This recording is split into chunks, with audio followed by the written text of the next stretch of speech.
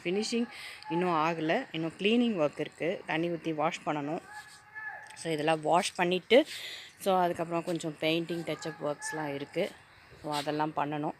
So இப்போ வந்து என்னுடைய கார்டன் இது மெயின்டெனன்ஸ் ஒர்க்கு. அண்ட் இது எல்லாமே லாஸ்ட்டு ஃபைனலாக எல்லாமே கொண்டு வந்து இந்த இடத்துல சேர்த்தாச்சு. ஸோ இது வந்து தண்ணி அவுட்லெட், வாட்டர் அவுட்லெட் போகிற இடம் இது மாடியிலேருந்து. ஸோ இந்த இடத்துல உட்காந்து வேலை செய்யலான்னு வந்திருக்கேன். சரியான வெயில்.